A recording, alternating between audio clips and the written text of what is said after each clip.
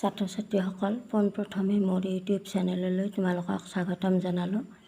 আজিৰ এই ভিডিঅ'টোত সপ্তম শ্ৰেণী অংকুৰণৰ পাঠ নং 5 বিজ্ঞান আৰু আমাৰ মানসিকতা নামৰ পাঠটিৰ প্ৰশ্ন উত্তৰসমূহ লৈ আহিছোঁ। গতিকে তোমালোকে ভিডিঅ'টি শেষলৈকে চাই থাকিবা। এতিয়া ক্ৰিয়াকলাপলৈ আহোঁ। ক্ৰিয়াকলাপত দিয়া আছে পাঠভিত্তিক ক্ৰিয়া। পাঠটো শুদ্ধ আৰু স্পষ্টকৈ পঢ়া। তোমালোকে পাঠটো শুদ্ধ আৰু স্পষ্টকৈ পঢ়িবলৈ যত্ন কৰিবা। পাঠ পঢ়াটো তোমালোকলৈ এৰি দিলোঁ। এতিয়া 2 নম্বৰ আছে উত্তৰ দিয়া। ক, সীতা সম্পৰ্কে প্ৰচাৰ হোৱা উৰা বাতৰিটো কি মাধ্যমৰ যোগেদি প্ৰচাৰ হৈছিল? সীতা সম্পৰ্কে প্ৰচাৰ হোৱা উৰা বাতৰিটো বৈদ্যুতিন মাধ্যম ভ্ৰাম্যভাস অৰ্থাৎ মোবাইলৰ যোগেদি প্ৰচাৰ হৈছিল। খ নম্বৰত দিয়া আছে বুধবাৰে ছাত্ৰ ছাত্ৰীসকলে কিয় বিদ্যালয়লৈ অহা নাছিল? উত্তৰ, বুধবাৰে ছাত্ৰ ছাত্ৰীসকলে চিটা লোৱাৰ ভয়ত বিদ্যালয়লৈ অহা নাছিল।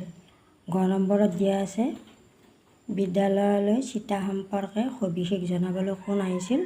উত্তৰ, বিদ্যালয়লৈ চিটা সম্পৰ্কে সবিশেষ জনাবলৈ প্ৰাথমিক চিকিৎসালয়ৰ চিকিৎসক ৰতন পায়েং আহিছিল।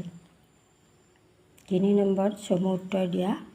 ভ্ৰাম্য ভাষাত অহা উৰা বাতৰিটোত চিটা ল'লে কি হ'ব বুলি কৈছিল? উত্তৰ, ভ্ৰাম্য ভাষাত অহা উৰা বাতৰিটোত চিটা ল'লে শিশুসকলৰ ভীষণ অপকাৰ হ'ব বুলি কৈছিল। তাৰপিছত খ নম্বৰ আছে জংকীয়ে বুধবাৰৰ দিনা বিদ্যালয়ৰ পৰিৱেশ কেনে আন দিনতকৈ কি বেলেগ দেখিছিল? উত্তৰ, জংকীয়ে বুধবাৰৰ দিনা বিদ্যালয়লৈ গৈ খেলপথাৰ শ্ৰেণীকোঠা আদি ক'তো নিজৰ লগৰীয়াবোৰক দেখা নাছিল। চিটা লোৱাৰ ভয়ত কোনো ছাত্ৰ ছাত্ৰী বিদ্যালয়লৈ অহা নাছিল। গ নম্বৰত আছে সংক্ৰামক ৰোগ আৰু প্ৰতিৰোধ ক্ষমতাৰ বিষয়ে চিকিৎসকগৰাকীয়ে কি কৈছিল? উত্তৰত তোমালোকে লিখিবা সংক্ৰামক ৰোগ আৰু প্ৰতিৰোধ ক্ষমতাৰ বিষয়ে চিকিৎসকগৰাকীয়ে কৈছিল অন্য অণুজীৱৰ নিচিনাকৈ বীজাণু আমাৰ দেহত প্ৰৱেশ কৰে। কিছুমান শক্তিশালী বীজাণুৱে পলিঅ', জলাতংক, ইনফ্লুৱেঞ্জা, হেপাটাইটিছ আদি ৰোগৰ সৃষ্টি কৰে। সেইবোৰ বীজাণুৱে মানুহৰ দেহৰ ৰোগ প্ৰতিৰোধ ক্ষমতা সহজে হ্ৰাস কৰে। চিটা প্ৰয়োগ কৰি এই ভয়ানক বীজাণুবোৰৰ সংক্ৰমণ ৰোধ কৰিব পাৰি। উপযুক্ত সময়ত শৰীৰত চিটা প্ৰয়োগ কৰি আমাৰ শিশুসকলৰ ৰোগ প্ৰতিৰোধ কৰাৰ ক্ষমতা সৃষ্টি কৰাটো অতি প্ৰয়োজন। তাৰপিছত ঘ নম্বৰ প্ৰশ্ন দিয়া আছে উৰা বাতৰিটোৱে কিদৰে ৰতনপুৰ গাঁৱৰ পৰিৱেশ সলনি কৰিছিল? উত্তৰ, উৰা বাতৰিটোৱে ভয়ৰ পৰিৱেশ এটা সৃষ্টি কৰি ৰতনপুৰ গাঁৱৰ পৰিৱেশ সলনি কৰিছিল।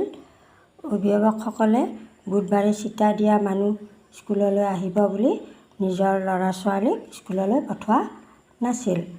তাৰপিছত গ নম্বৰত লিখিবা প্ৰধান শিক্ষক মহোদয়ে চিটাৰ বিষয়ে জনাবলৈ কি ব্যৱস্থা গ্ৰহণ কৰিছিল? উত্তৰ, প্ৰধান শিক্ষক মহোদয়ে চিটাৰ বিষয়ে জনাবলৈ চিকিৎসকজনৰ লগত আলোচনা কৰি সেইদিনাখনেই আবেলি পৰত বিদ্যালয়ৰ চৌহদত এখন জৰুৰী সভা পতাৰ ব্যৱস্থা গ্ৰহণ কৰিছিল। সেইবাবে প্ৰধান শিক্ষকে বিদ্যালয়ৰ সহযোগী কৰ্মী হৰিধনক গাঁওবুঢ়া, অভিভাৱক আৰু ছাত্ৰ ছাত্ৰীসকলক সভাখনৰ বিষয়ে জনাবলৈ পঠিয়াইছিল। 4 নম্বৰত দিয়া আছে উদাহৰণত দেখুওৱাৰ দৰে শব্দৰ লগত অৰ্থ মিলোৱা। ইয়াত শব্দ অৰ্থবিলাক দিয়া আছে ওলোটা ওলোটিকৈ সাল সলনিকৈ দিয়া আছে। তোমালোকে মিলাই ল'ব লাগে। মই মিলাই দিছোঁ, আস্তানি মিলাই দিছোঁ। তোমালোকে সেই ধৰণে বুজি ল'বা। ইয়াতে দিয়া আছে হাট মিলোৱা আছে। নিৰ্দিষ্ট দিনত বহুত মানুহ গোট খাই বেচা কিনা কৰা ঠাই। প্ৰাংগণ হ'ল চোতাল। বীজাণু ৰোগ সৃষ্টিকাৰী ক্ষুদ্ৰ জীৱাণু। সংক্ৰামক এজনৰ গাৰ পৰা আন এজনৰ গালৈ যোৱা অৰ্থাৎ খুচৰা। প্ৰতিৰোধ বাধা। পুষ্টিকাৰ ৰোগ সৃষ্টিকাৰী ক্ষুদ্ৰ জীৱাণু। তাৰপিছত 5 নম্বৰত দিয়া আছে প্ৰশ্ন: শংকৰ, তুমি এতিয়াও বিদ্যালয়লৈ যাবলৈ সাজু হোৱা নাই কিয়? কথাষাৰ কোনে, কাক আৰু কিয় কৈছিল?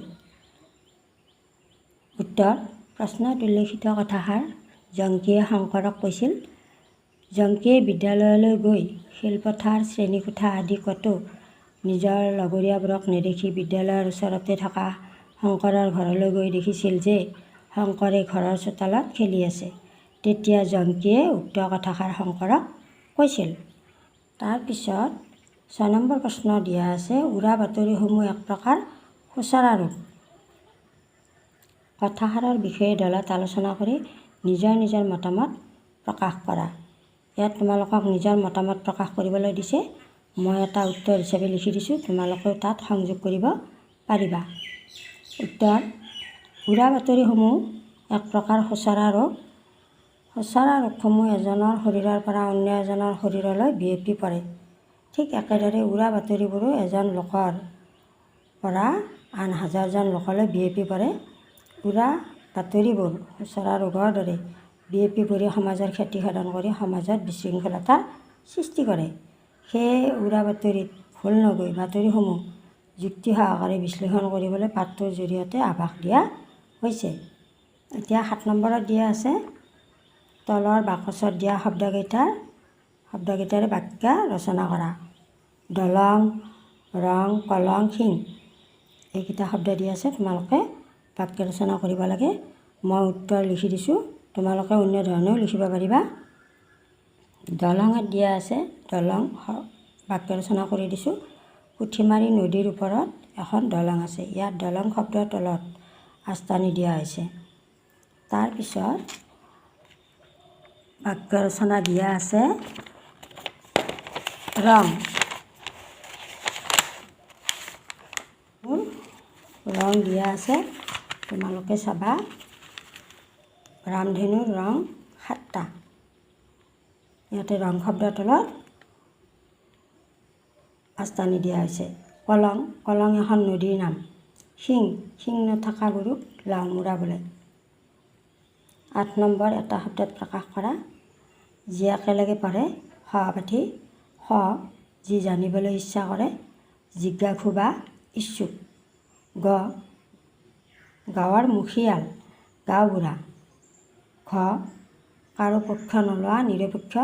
ঙ, এজনৰ দেহৰ পৰা আন এজনৰ দেহলৈ যোৱা বেমাৰ, সংক্ৰামক।